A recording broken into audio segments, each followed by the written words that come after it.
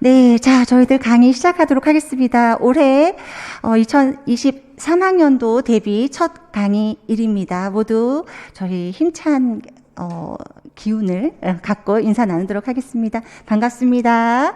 네. 네. 벌써 이렇게 2022년도가 시작이 됐습니다. 선생님들 다들 떨린 마음으로 이제 강의를 듣고 계실 텐데요.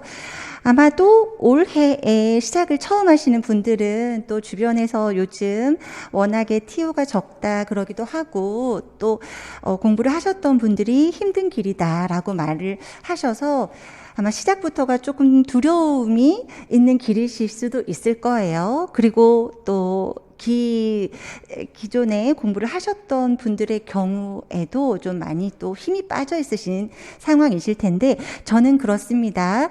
어떠한 길에 서건 될 수 있는 사람 없는 사람을 나누어 놓았다라고는 절대 생각하지 않아요. 다만 정말 조금 늦을 순 있어도 할 수 없고 될 수 없는 일은 없더라고요. 그러니까 선생님들 시작하시면서 내가 나의 가능성에 대해서 계속 의문을 갖지 마시고 그래 다소 늦어질 수도 있고 또 내가 어떤 하늘의 운과 그리고 나의 노력이 잘 맞닿아서 생각보다 조금 빨리 도착할 수도 있겠지만 그런 것에 너무 자신의 이런 힘 그리고 에너지 이런 것들 뺏기지 마시고 끝까지 스스로를 좀 믿었으면 좋겠습니다. 끝까지 스스로를 믿고 그리고 또 저와 함께 하시고 계시니까 제가 또 많이 도와드릴 테니까 저를 믿어주시면 올 한 해 저희가 좋은 결과가 있을 거예요.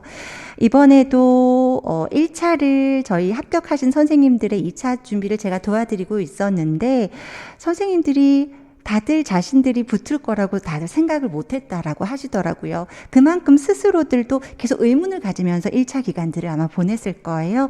선생님들도 분명 그분들과 똑같은 마음으로 계속 의문을 가지면서 이 11월까지를 보내시겠지만 좋은 결과가 분명 같이 할 거니까 네, 우리 그런 큰 포부와 기대를 안고 강의 시작하겠습니다. 우선 안내를 조금 드릴게요. 저희가 카페와 그리고 제 개인 인스타그램과 또 저희 홈페이지 이 세 가지가 저와 함께 소통을 하실 수 있는 공간입니다. 이 강의와 관련되어 있거나 혹은 자료와 관련된 강의는 저희 방문각 홈페이지 1대1로 문의를 하시거나 혹은 저희 교수 게시판에 Q&A가 있죠. 그쪽에 질문을 하시면 바로 답변을 받아보실 수 있기 때문에 그리고 정확한 답변을 받아보실 수가 있어요. 거기를 이용하시면 되고 그 외에 이제 수강을 하시면서 공부를 하시는 중에 궁금하신 부분들이 생기시거나 의문들이 생기실 경우에는 저희가 개강과 이제 함께 게시판 쪽에 저희 다음 카페 게시판 쪽에 수강생 톡톡이라고 열릴 거예요. 거기에는 자료를 이 열매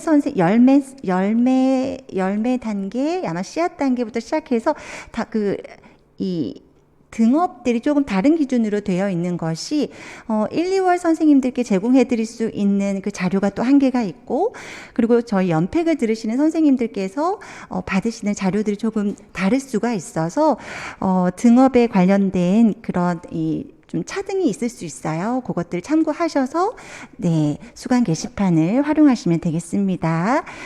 그리고 인스타그램에서도 가끔 이제 선생님들이 DM으로 뭔가를 또 물어보시거나 하시거든요. 네. 그것도 자유롭게 저희 인스타그램이 그 꽃걸음 제 개인적인 것도 있지만 저희 연구소 인스타그램도 있어요. 거기에 선생님들이 DM을 보내시거나 하시면 또 답변 받으실 수 있으니까 그것도 활용하시면 되겠고요. 올해에는 스케줄도 조금 작년과는 다르게 좀 빨라질 거예요. 빨라지는 부분도 있고 그래서 회독하는 것들도 조금 빠르게 돌아가서 초수인 선생님들은 정신이 하나도 없으실 수도 있을 거고 또 그런 반면 이렇게 휘몰아치듯 공부하니까 더 좋다라고 하실 수도 있어요. 또 공부를 하시는 분들께는 속도전으로 공부를 이렇게 하실 수가 있어서 또 방향성이 정확히 생기니까 괜찮으실 거라는 스스로 믿음을 갖고 있습니다.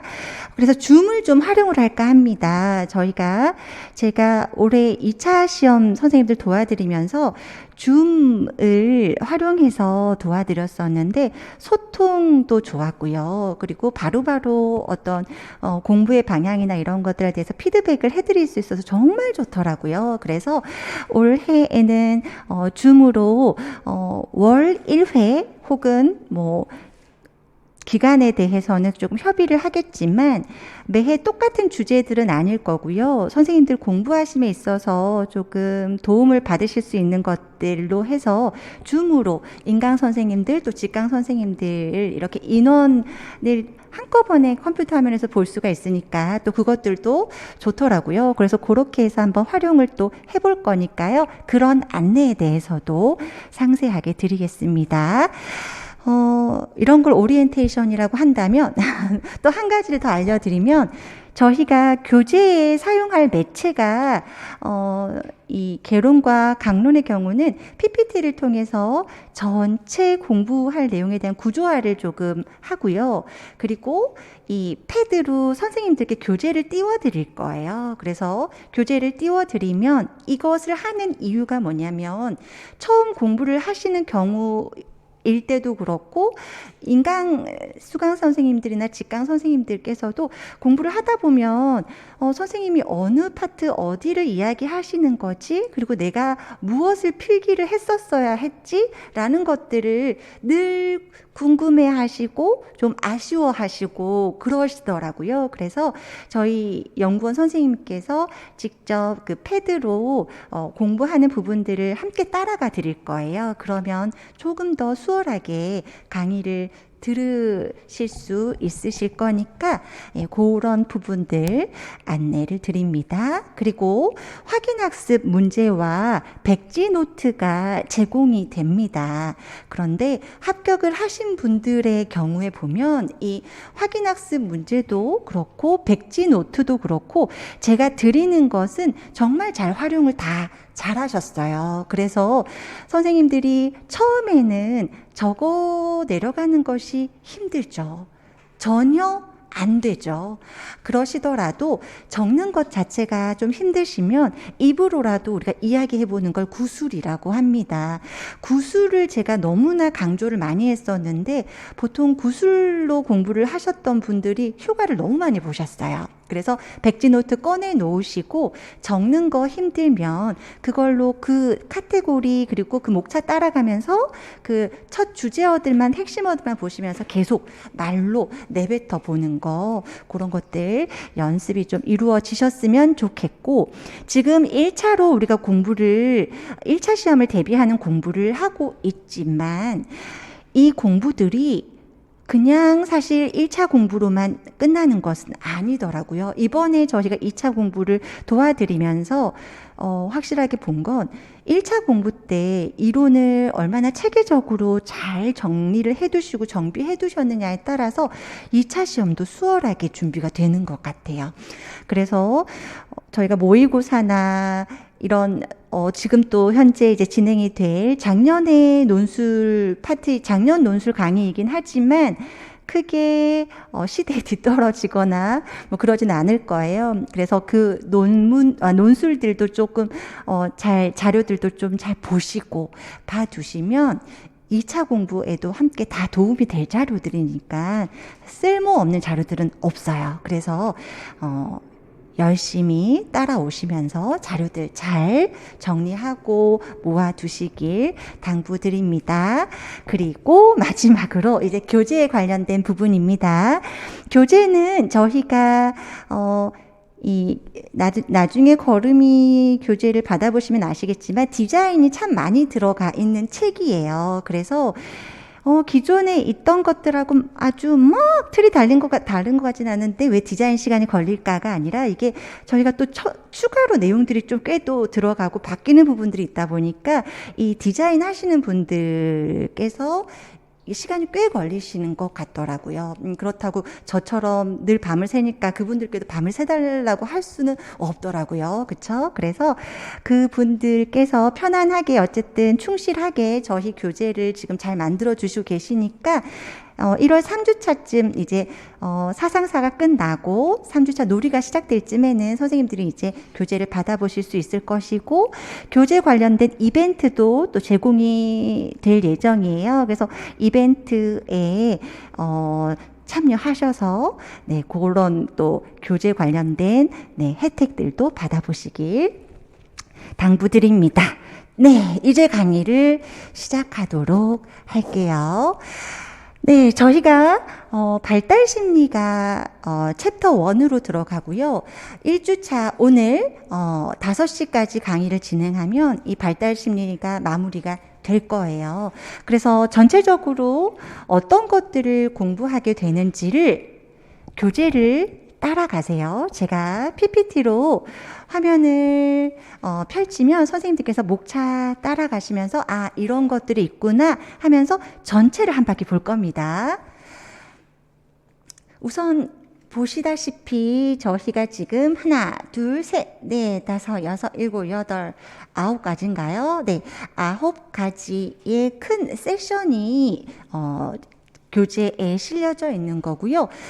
발달의 기초와 그리고 발달의 기초라고 하는 파트는 정말 우리가 유아들의 발달의 어떤 특징적인 부분들, 그러한 것들을 다루는 것이고, 그 다음부터는 저희가 심리학적으로 이제 발달에 대해서 어떻게 체계적으로 정리한 이론들이 있을까, 그러한 부분들을 다룬 것이 성숙주의 이론과 행동주의, 그리고 정신분석, 인지발달 이론, 또 동물행동학적, 지능이론, 생태학적 체계이론, 인본주의 학습이론이라고 해서 물론 더 많은 방대한 내용들이 있어요. 그럼에도 불구하고 저희가 유아교육에서 다룰 수 있는 파트, 그리고 임용고시에서 주로 저희가 공부해 두어야 할 파트가 이 정도가 된다라고 생각하시면 되겠습니다. 그래서 발달의 기초에서 저희가 아마 교재를 따라가시다 보면 요 용어들이 보이실 거예요. 발달과는 관련된 개념들이요, 이렇게 큰 발달이라는 아이가 있고 그 발달이라는 큰 개념 안에 성장, 성숙, 학습이라는 관련된 용어들이 함께 들어갑니다. 약간씩 의미가 달라요. 그렇기 때문에 무엇을 묻느냐에 따라서 성장, 성숙, 학습이라는 답을 달리 다셔야 됩니다. 그리고 원리라고 해서 기본적으로 우리가 인간의 발달에 있어서 인간은 발달을 할 때 이런 원리를 가지고 발달이 진행이 되더라 라고 해서 여기서 상호작용부터 불가역성이라고 하는 요까지가 우리가 발달의 원리로서 배우시게 될 거예요. 그런데 이 아래쪽에 누적성, 기초성, 적기성, 불가역성이라는 말은 특히 유아기 발달이 얼마나 중요한지에 대해서 밝혀놓은 용어들이에요. 그래서 이 아이들은 좀 더 선생님들께서 왜냐하면 유아기 발달이 중요하다라는 부분들을 다루다 보니까 어떤 면에서는 비슷하기도 보이고 그래서 잘 개념이 정리가 안 되시는 경우가 있어요. 어떠한 차이를 두고 이런 용어들로 설명하게 되는지를 배우시게 될 겁니다. 보시면 둘 다가 기출이 된 파트라고 나오죠. 그렇기 때문에 개념들에 대한 부분들, 그리고 원리에 대한 부분들은 어떻게 해야 된다? 명확하게 우리가 암기가 되어야겠더라 라는 부분입니다. 자, 지금 보여드리는 부분은요, 발달에 있어서 그러면 우리가 알고 있는 이 발달의 적절한 교육을 해야 하는데, 이 발달의 적절한 교육이라는 게 어떻게 하라는 걸까? 라고 하는 것을 3가지로 설명해 놓은 것을 저희가 DAP라고 하는 거예요. 요거는 연령, 개인, 사회문화적으로 적절해야 한다라고 해서 3가지로 나누어서 우리가 배우게 될 건데, 요것도 단골 기출 문제입니다. 그리고 학설이라는 건 발달을 어디에 중점을 두고서 보느냐, 무엇과 연관되었다고 보느냐에 따라서 유전과 환경 중에서 어떤 것과 더 연관되는 걸까? 그리고 발달이라는 건 그냥 속 무언가가 이루어지는 걸까? 아니면 그 단계마다 굉장히 사실은 다른 변화들을 겪는 거야 라는 것들을 관점을 두고서 연속적이냐 혹은 불연속적이냐에 따라서 저희가 발달을 설명하기도 합니다. 가볍게 보시면 돼요. 그래서 여기도 보시면 요 두 가지에서 우선 유전과 환경에 관련된 건 사실 교육학에서는 저희가 좀 다루는 부분인데 출제된 부분 아주 단골 출제는 아니고요. 연속성과 불연속성의 차이를 선생님들께서 좀 아셔야 돼요. 그래서 이런 부분들이 기출이 된 적이 있었다. 그래서 이제는 심리학적으로 이제 예를 든다면 교육에서 과학자들이라고 생각을 하면 돼요. 그분들은 발달에 대해서 어떻게 과학적으로 접근했고 그래서 어떻게 이러한 것들을 연구들을 통해서 체계화했는가. 그 중에 하나가 성숙주의 이론이에요. 그래서 성숙주의적인 접근법에서는 우선 그 기저에 근절 깔려있는 어떤 심리 철학적 요소부터 어떻게 운영을 해야 되고 그래서 아이들에게는 어떻게 교사가 유아들에게 준비를 시켜줘야 하는지에 관련된 그런 기본 개념들을 저희가 배우게 될 거고요. 성숙주의 이론에서는 저희에게 유의미한 이론가가 두 분이 있어요. 바로 스탠리 홀과 게젤이라는 분이죠. 그래서 대표적으로 두 이론가가 성숙주의를 대표하는 이론가이지만 누가 먼저였어요? 스탠리 홀이 먼저였죠.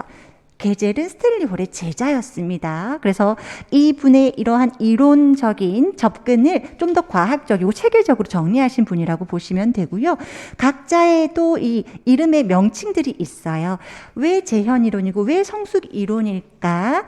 이 재현 이론이라는 것은 왜 재현 이론이 붙었는지는 저희가 교재를 보면서 공부를 하시게 될 겁니다. 결국에 뭐냐면 우리가 이거예요. 우리가 인류가 이렇게 발달을 해오듯이 이 유아가 사람이 발달을 하는 것도 그 인류가 문명화되어 오면서 발달해 오던 그걸 꼭 똑같이 재현하더라. 그래서 재현 이론이라는 게 붙었었습니다.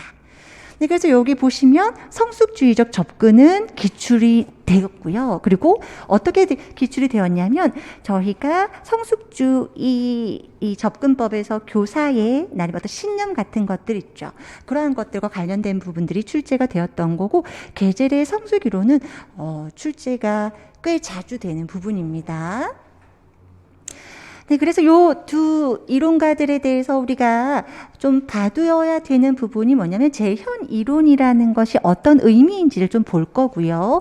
그리고 스탠리 홀과 함께 따라오는 게 아동 연구 운동의 아버지예요. 그래서 좀 더 과학적이고 체계적으로 이런 아동 연구를 하려고 노력했던 분이고 그의 영향을 받아서 게젤은 해냈죠. 우리가 알고 있는 것처럼 뭐 표준 행동 목록이라던가 발달 기준이라던가 이러한 것들을 좀 체계적으로 정리를 하면서 유아들의 발달에 대해서 뭔가 저희가 평가를 할 때에 볼 수 있는 어떤 잣대들이 생긴 거죠. 기준들이. 그래서 게젤의 이론에서 저희가 봐야 하는 부분들이 이런 용어들로 있어요. 그래서 이런 많은 용어들을 배우시게 될 건데 특히 좀 중요한 게 성숙의 의미를 보셔야 되고요. 그리고 표준 행동 목록에 대한 학습 준비도에 대한 발달의 기본 원리에 대한 이러한 개념들을 좀 더 주요하게 선생님들이 공부를 하시면 되겠습니다. 네, 그래서 이제 행동주의 이론으로 넘어가 보면 행동주의 이론이라는 건 지금 좀 전에 성숙주의 이론에서는 뭘 중요시 여긴 거냐면 타고나는 걸 중요시 여겼어요. 사람 안에 있는 어떤 유전적인 힘을 굉장히 중요하게 생각했다면 행동주의 이론은 저희가 다른 말로는 학습 이론이다라고 부르는 게 뭐냐면 학습되는 거라고 보는 거예요. 무엇을 통해서? 환경을 통해서 학습이 되는 거다. 그렇기 때문에 어떤 환경을 제공해 주느냐에 따라서 이 아이는 어떤 아이로든 만들 수 있다라고 보는 게 행동주의 이론입니다. 그래서 행동주의 이론에서 똑같이 성숙주의 이론에서 보았던 기본적인 개념을 보시게 될 거고요. 행동주의 이론에서는 저희가 유의미하게 볼 수 있는 교육학 에서도 굉장히 문제가 기출이 잘 되는 게 요 파블로프, 왓슨, 손다이크, 스키너, 반두라예요. 그 중에서 특히 저희가 많이 강조가 되거나 출제가 되는 파트는 스키너와 반두라라고 보시면 되겠습니다. 그래서 행동주의 이론도 출제가 되고 있는 파트이기 때문에 잘 보셔야 되죠. 그래서 파블로프의 고전적 조건 형성 이론이라고 해서 요 아이들을 보시게 될 거예요. 무작정 모든 이론이라고 해서 모든 걸 다 암기하실 필요는 없고요. 이해를 충분히 아파트에서 하시고 뒤에 가서 우리가 스키너를 배우게 될 때 좀 더 수월하게 배우시려면 이 고전적 조건 형성 이론이라는 것을 좀 봐두셔야 돼요. 그래서 이 고전적 조건 형성에서 이 조건 형성이 이루어지기 위해선 어떠한 자극이 있어야 되고, 그리고 그 자극들과 이 조건화시키기 위해서 우리가 이루어져야 하는 또 자극은 무엇이 있을까에 대한 개념들을 여기에서 배우시게 될 거예요. 그리고 고전적 조건 형성을 하게 될 때 조건화가 이루어지는 어떤 행동이 나타나게 하기 위해서 우리가 어떤 것들이 영향을 미칠 수 있는지를 공부하실 거고요. 그리고 이런 학습이 이루어지기 위해선 어떻게 시간을 제공해야 되고 어떤 강도로 해야 되는 것이고, 어떻게 강화를 줄 때 이런 보상물을 줄 때 얼마나 일관되게 주는 것이 더 효과가 있는지, 그러한 부분들과 관련된 것이 학습 원리라고 부르는 이 카테고리 안에 저희가 묶어서 공부를 하게 될 거예요. 네. 이 왓슨의 고전적 조건 형성 이론이라는 건 뭐냐면, 앞에 파블로프는 너무 잘 아시죠? 파블로프는 무엇을, 동물을, 개에게 먹이를 주고 침을 흘리는 거, 장면 기억나시죠? 그 장면을 누구에게 적용을 한 거냐면 이 아동의 행동에 적용을 한 거예요. 그래서 아동의 어떤 감정을 조건화하는 실험을 하신 거였어요. 그래서 아이들에게 두려움이라는 감정을, 그리고 그 두려움이라는 감정을 다시 역으로 또 다른 감정으로 바꾸는 것까지를 우리는 학습시켰다라고 해서 요 실험에 대한 부분들이 저희가 언급이 될 거고요. 그리고 손다이크의 도구적 조건 형성 이론이라는 건 뭐냐면 시행착오 학습이라고도 해요. 저희가 어떤 동물을 어떤 박스 안에 넣어놓고 그 동물이 계속적으로 시행착오를 하면서 나중에 좋은 결과가 나온 부분들에 대해서는 스스로가 좋은 결과를 불러일으켰던 그 행동들을 통해서 계속 어떻게 보상물을 받기 위해서 그 행동을 반복하게 되더라라는 것이 바로 손다이크의 도구적 조건 형성 이론이고요. 스키너의 조작적 조건화라고 해서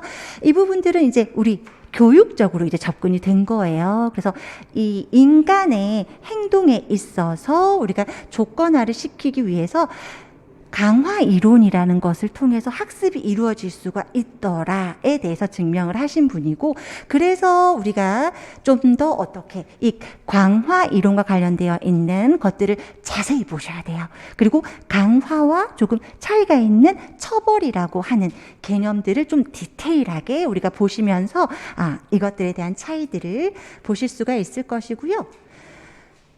네, 이런 강화의 원리를 활용해서 우리 학생들의 문제 행동들, 아동들의 문제 행동들을 수정해 나갈 수 있다라고 봤어요. 그래서 강화를 어떤 식으로 줄 수 있을지, 그래서 그것들과 관련된 것들이 이런 저희가 행동 수정 기법이라는 걸로 해서 용어들을 배우시고 그 용어들이 가지고 있는 의미적인 것들을 공부하시게 될 거예요.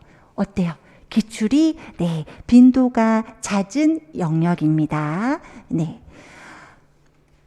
인지적 사회학습 이론은 누구의 이론인 거냐면 반두라의 이론이에요. 그래서 반두라의 경우에는 이렇게 뭔가 강화를 통해서 행동이 형성이 된다라고 했는데 꼭 그거 아니고 다른 어떤 모델의 행동을 관찰하고서도 학습이 일어난다? 그걸 보고서 이제 연구를 하고 그것들에 대한 이론을 명칭화하고 관찰학습이라는 것이 어떻게 이루어지는 건지를 체계화시켜서 우리에게 보여주고 있는 이론입니다. 그래서 출제는 인지적 사회학습 이론에 대한 개념을 관찰학습이라는 개념과 똑같이 두셔서는 안 되고, 얘가 어때요? 얘가 좀 큰 이름이죠. 이 아이가 이 이론의 대표적인 명칭이기 때문에 이 아이와 관찰학습에 대한 개념은 조금 차이가 있겠죠. 더 큰 범주와 그 범주 안에서의 관찰학습을 설명하는 거기 때문에. 그래서 여기에서 제일 중요한 건 이 두 아이 그리고 자기 효능감이라는 거예요. 반두라의 자기 효능감은 나중에 저희가 교사론에서 기초하는 무슨 효능감으로? 교사 효능감, 교수 효능감으로 선생님들께서 또 배우시게 될 거예요. 그래서 인지적 사회학습 이론도 관찰학습도 자기 효능감도 네, 이 파트에서는 좀 자세하게 보셔야 하는 부분이고요. 그래서 관찰학습의 구성 요소가 제일 출제가 많이 되고 출제가 되었을 때 제일 말도 많이 나오는 영역이에요. 이 답이 내 답이다. 이 답이 내 답이다 하는 그러한 언쟁이 늘 붙는 영역인 것 같아요. 그래서 관찰학습의 구성 요소는 이렇게 4가지의 요소들로 보시게 될 거고 이 아이들에 대한 정의는 명확히 선생님들이 갖고 계셔야 합니다. 네, 요 상호 결정론이라는 건 유아들의 행동이나 환경이나 그리고 어떤 이러한 모든 이 3가지의 내용들이 서로 상호작용을 미치더라. 서로 상호작용하고 서로에게 영향을 미치더라.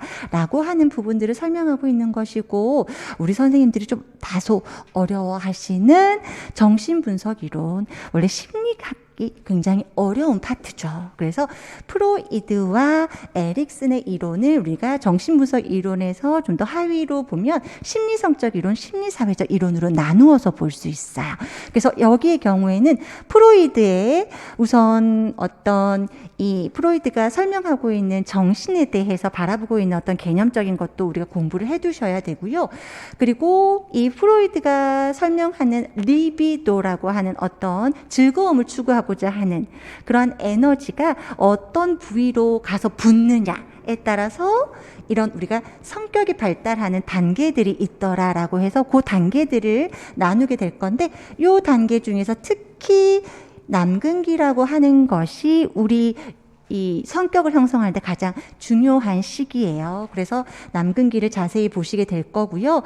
그리고 프로이드의 경우는 무의식을 굉장히 강조하신 분인데 그 안에서 느껴지는 불안들 때문에 결국에는 이 불안으로 인해서 이 유아들이나 혹은 어른들에게서 이 문제 행동들이 나타날 수 있다라고 보죠. 그래서 그 불안이 나타났을 때 사람들이 사용하는 방어 기제들이 있는데 나를 방어하기 위해서 쓰는 어떤 기제들, 방법들이 있대요. 그래서 그것들이 무엇인지를 우리가 또 공부를 하시게 되는 거예요. 그리고 프로이드와 에릭슨의 이론이 똑같이 정신분석 이론에 들어가지만 한 분은 심리성적이고 하나는 심리사회적이라는 것으로 아마 선생님들 비교가 명확히 되듯이 이 두 이론에서의 어떤 비교를 통한 차이를 봐두시면 이 이론을 개념화하는데 훨씬 좀 쉬워져요. 그래서 보시면 심리사회적 이론이 단계가 훨씬 더 많아진 게 보이실 겁니다. 그래서 프로이드는 어느 시기를 좀 앞에 청년기까지를 대략적으로 봤다면 여기는 전 생애적으로 인간의 발달을 보았다라는 거예요. 그래서 이렇게 8단계로 나누어지고 있는 부분들, 요 단계들은 정말 힘들지만 외워야 합니다. 네, 그래서 나중에 우리가 비교가 될 때 이제 교재를 통해서 이러한 비교들이 되어 있는 파트를 선생님들 보시게 될 거고요. 네, 너무너무나 중요한 부분입니다. 너무너무나 중요한 부분이에요. 네, 여기에서는 저희가 인지발달 이론이라고 하면 뭐 구성주의 접근법이라고 선생님들께서 알고 계실 텐데 저희는 대표적으로 인지발달 이론을 두 학자로 나누어서 공부를 합니다. 삐아제라는 분과 비고치키라는 분 아마 많이 들어보셨을 거예요. 그래서 삐아제의 경우는 인지발달 이론이라고 부르고 비고치키는 사회문화적이라는 용어가 앞에 붙습니다.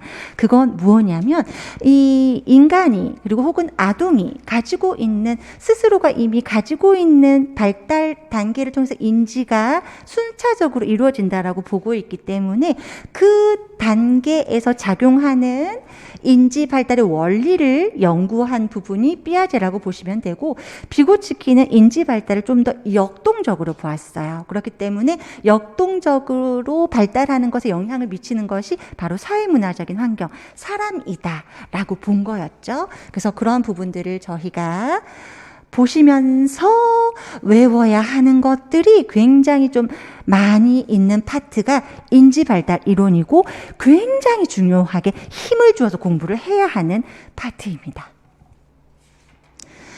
네, 그래서 삐아제에게는 이런 것들을 저희가 보시게 될 거예요. 주요적으로 다루어야 하는 개념입니다. 우차. 왜 안 넘어가느냐? 네, 그래서 삐아제 인지 발달 단계를 저희가 크게 감각운동기, 전조작기, 구체적 조작기, 형식적 조작기로 나누어서 보시게 될 거고요. 이 발달 단계들마다 보여지는 어떤 특징들과 사고의 특징들이 있어요. 행동 특징과 사고의 특징들이 있으니까 그것들은 저희가 단계별로 선생님들이 무엇인지에 대해서 봐두셔야 하는데, 여기 보시다시피 상징적 사고, 직관적 사고, 자기중심적 사고, 중심화 사고, 그리고 실제론, 물화론적 사고, 변환적 추론, 거의가 제가 별표를 해두었죠. 거의가 출제가 되고 있는 부분들이고, 명확하게 개념을 알지 못하면 써놓고 오셔서도 채점이 안 되는 경우가 많습니다. 그래서 핵심 개념들에 대해서 정확하게 암기가 되시는 게 필요하겠습니다. 활중심화, 조망수용 능력에 대한 부분들을 저희가 중요하게 다루는 부분이고, 조망수용 능력은 도덕에서, 도덕성의 발달에서 굉장히 중요하게 다루는 파트라서 사회관계에 갔을 때 이 조망수용 능력은 저희가 더 심도 있게 다루게 될 겁니다. 네. 그래서 비고츠키의 사회문화적 인지 발달 이론에서는 저희가 다루게 되는 큰 용어들이 이런 용어들이 있어요. 그런데 여기서 언어가 왜 비고츠키한테는 들어가나요? 아까 선생님들께 사회문화적이라는 것에 대한 언급을 한번 드렸듯이 주변을 둘러싸고 있는 어떤 사회문화적 환경, 사람들과 함께 나누는 사회적 상호작용이 이 인지 발달에 영향을 미친다라고 생각한다면 언어라는 것은 어떻게 될까요? 사고에 굉장히 영향을 많이 미치는 거겠죠. 그래서 언어라는 부분이 함께, 언어 발달에 대한 부분이 함께 언급이 되는 것이고요. 네, 그래서 삐아제랑 비고츠키가 둘 다 인지의 발달에 대한 부분들을 설명했고, 구성주의 접근법에 대해서 이야기를 한 두 이론가지만 차이가 좀 있어요. 그래서 어떠한 차이가 있는지에 대해서 저희가 보시게 될 거고, 그리고 비고츠키의 이런 사회적 상호작용을 이 시겔의 거리두기 전략으로 설명해 놓은 참고의 내용이 있어요. 이것들은 출제가 될 수도 있고 안 될 수도 있지만 조금 찜찜한 영역이에요. 그래서 좀 봐두셨으면 좋겠는 그러한 부분입니다. 네, 그래서 정보처리 이론은 한 번도 출제가 되지 않았습니다. 그렇죠? 한 번도 출제가 되지 않았지만 교육학에서는 사실 굉장히 중요하게 다루는 이론이죠. 그렇고 선생님들이 그래서 안 나오는데 됐다 용어들은 어렵고 그래서 공부하기 진짜 짜증내하는 영역이에요. 그런데 우리가 쉽게 볼 것들만 치고 갈 거예요. 그래서 크게 힘을 많이 주지는 않을 거고요. 그 동물행동학적 이론은 그러니까 동물들의 행동을 통해서 우리가 인간의 어떤 이런 부모와 그리고 자녀가 갖고 있는 어떤 애착 관계라던가 혹은 또 동물들을 통해서 갖게 되는 그 애착이 결정되는 그 시기를 통해서 이런 사람에게도 이러한 부분들을 적용해서 설명할 수 있는 이론이에요. 그래서 동물 행동학 이론을 함께 보시게 될 거고, 네, 요렇게 많지만 출제된 건 가드너밖에 없다는 거죠.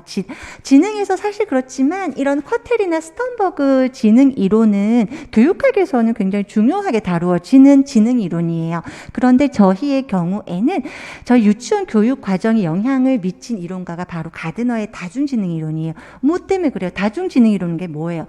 하나의 어떤 지능을 강조하는 것이 아니라 골고루 다차원적으로 통합적으로 발달시킬 수 있는 지능의 관점으로 우리가 본 거기 때문에 굉장히 중요하죠. 유아교육적 관점에서는. 그래서 가드너에 대한 파트를 저희가 이렇게 공부를 하시게 될 거예요. 그래서 특히 요 지능 이론에서 다중지능 이론을 다룰 때는 요 특징들을 요렇게 있어요가 아니라 이거는 뭐예요가 명확하게 개념 정립이 되어 있으셔야 답안으로 쓰시고 나올 수 있는 파트예요. 그리고 요거는 기출이 된 적이 있습니다. 네, 그래서 다중지능 이론이 이렇게 우리가 김연아 같은 우리 그런 선수들은 신체운동 지능이 좋겠고, 그리고 또 어떤 아트를 하는 그림을 그리는 사람들은 이런 공간 지능이 좋겠고 라고 하는 우리가 지능별로 강점이라고 해요. 굉장히 강한 강점을 가지고 있는 어떤 지능적인 영역들이 이렇게 요형들이 있는데, 요것도 이해가 충분히 되어 있어야 지문에 나왔을 때 어떤 유아의 이름을 붙여놓고 이 유아에게서 강점인 지능 영역은 무엇인지 쓰세요라고 할 때 답을 쓰실 수가 있겠죠. 출제가 되었었습니다. 그리고 보시면 프로그램의 특징이라고 나오지만 그래서 그런 지능을 바라보는 관점이기 때문에 교수학습은 어떻게 해야 하는지 교수학습을 어떻게 해야 될까요? 약점 영역 때문에 무언가를 도전하고 싶어하지 않는 아이에게 강점 영역을 연결해서 보완해서 우리가 아이들을 지도할 수 있는 그러한 것들이 함께 다루어지겠죠. 그리고 프로젝트 스펙트럼이라고 해서 지금 이 다중지능 프로그램을 잘 적용할 수 있는 그러한 프로그램에 대한 것들을 보시게 될 것입니다. 그리고 유아를 둘러싸고 있는 어떤 생태학적인 환경적인 것들을 중요시 발달에 다루었던 그런 이론가가 브론펜브레너고 그 이론의 명칭이 생태학적 체계 이론이에요. 그래서 유아를 아주 가까이에서 둘러싸고 있고 직접적으로 서로 상호작용할 때 미시체계라고 해서 그 체계들이 점점 좀 커진다라고 보시면 돼요. 그래서 동심원적으로 우리가 이렇게 아마 그림으로 그려져 있는 거 대학에서 많이 보셨죠? 그것들 자세하게 한번 보실 거고 요거 또 출제가 많이 되지만 요거 또 출제될 때마다 한 번씩 선생님들께 서로 이 답이 내 답이다. 이 답이 내 답이다. 라고 하는 부분들이 꼭 말이 나오는 파트예요. 그리고 이제 마지막으로 인간에 대해서 제대로 좀 들여다보려고 했던 그러한 인본주의 학습 이론입니다. 매슬로우 사실 욕구위기 이론은 우리가 너무 많이 선생님들이 이것은 뭐냐 그냥 심리학적으로도 광고주들이 굉장히 연구를 열심히 하는 그런 욕구위기 이론이죠. 그래서 이런 것들은 저희가 기본적으로 인간으로서 그냥 좀 잘 알아두시면 돼요. 우리 인간의 심리, 욕구를 좀 보시고자. 그리고 이 로저스의 인간주의 상담 이론은 굉장히 저희가 자세하게 조금 이해를 해야만 이 상담에 대한 태도들을 이렇게 하라는 이유가 이 로저스가 사람을 바라보는 입장, 관점이 이러하기 때문에 그런 상담자와 내담자의 관계를 중요시 여기는구나에 대한 부분을 아실 수 있을 거예요. 그래서 여기서 출제됐던 부분들은 상담자의 태도였습니다. 그래서 매슬로우는 이런 거 기억나시죠? 그래서 하위 차원부터 상위 차원으로 향하더라. 욕구는 이거 채워지면 계속 어떻게 된다? 다차원적인 상위의 차원들의 욕구를 쫓아서 사람들은 욕구를 향해서 가더라. 그래서 초기에는 이런 5단계로 나누었었는데 이후에 요 자아실현 욕구에 2가지가 첨가가 돼서 7단계로 저희가 설명이 됩니다. 네, 그래서 로저스의 상담 이론에서 요런 파트까지 출제가 되었었다는 거. 네, 그래서 요렇게 원래는 저희가 이렇게 전체로 볼 것이냐 아니면 선생님들과 계속 한 파트 보고 요렇게 볼 것이냐를 했다가 오늘 한번 전체를 한번 이런 공부할 거예요 하고 훅 보고 그리고 나서 공부를 하나씩 뜯어보면 내가 뭘 봐야 될지 그리고 뭘 중요하게 다루어야 할지를 아마 아시게 될 겁니다. 그럼 잠시 쉬는 시간 갖고요. 이제 본 공부로 들어가도록 하겠습니다.